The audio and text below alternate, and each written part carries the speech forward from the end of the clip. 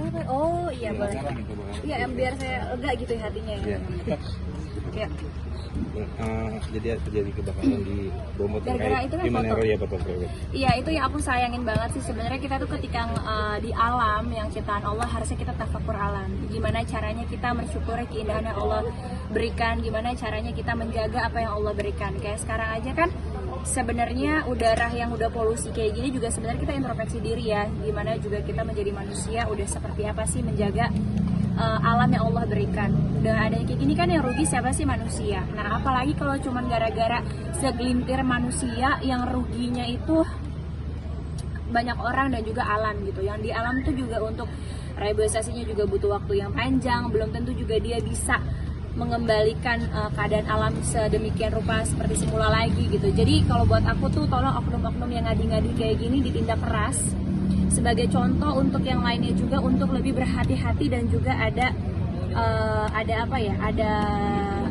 pagar besar gitu ya next ke depannya. Kalau kita nggak tindak keras nanti paling juga cuman begini-begini aja gitu. Jadi buat saya mudah-mudahan pemerintah juga bisa menindak dengan sangat-sangat keras para oknum-oknumnya tanpa keterkecuali dan juga itu menjadi pembelajaran juga. Karena saya juga ngerasa nggak cuman Bromo ini sebenarnya salah satu bukti yang fatal banget.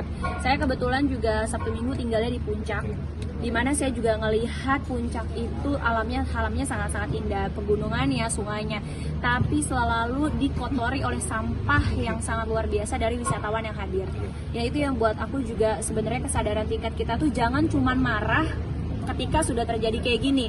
Ketika ada yang disalahin nyata, ada videonya, ada pelakunya baru marah-marah. Tapi tanpa disadarin sehari-harinya kita sendiri adalah pelaku dari kejahatan alam. Apa aja sih kejahatan alam tuh sebenarnya ya nggak cuma ngebakar hutan juga, yaitu tadi yang aku bilang dari mulai buang sampah sembarangan.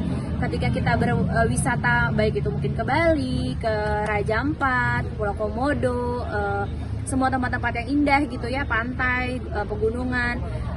Spesialnya khususnya juga di Puncak ya, ini saya nggak nyalek beneran, saya nggak akan nyalek Puncak deh gitu ya.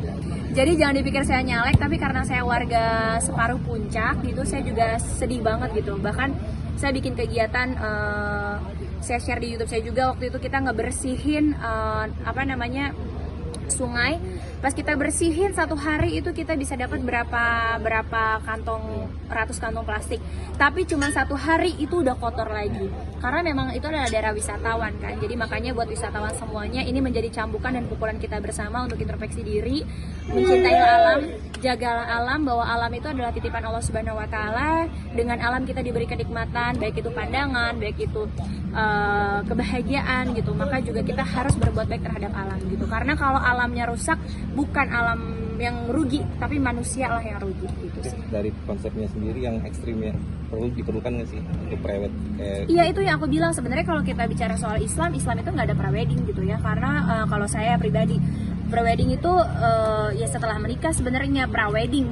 Yes after ya gitu. Karena kalau prewedding kan ya menurut Islam, menurut aku juga adalah haram gitu karena belum menikah. Dan yang kedua, kalau prewedding itu kan harusnya tidak merugikan siapa-siapa, apalagi alam gitu ya. Bisa lebih apa gunanya Photoshop zaman sekarang gitu ya. Aku yakin pasti dia main handphone juga masih pakai filter. Jadi ngapain gitu kita harus konyol-konyolan, nggak berpikir panjang. Makanya buat aku juga oknumnya nggak cuma 1-2 orang pasti, tapi yang semua di sana harusnya kan punya tugas untuk mengingatkan. Makanya aku bilang tindak tegas semua yang terlibat dan semua yang lalai, biar ini tidak terjadi di alam-alam yang lain.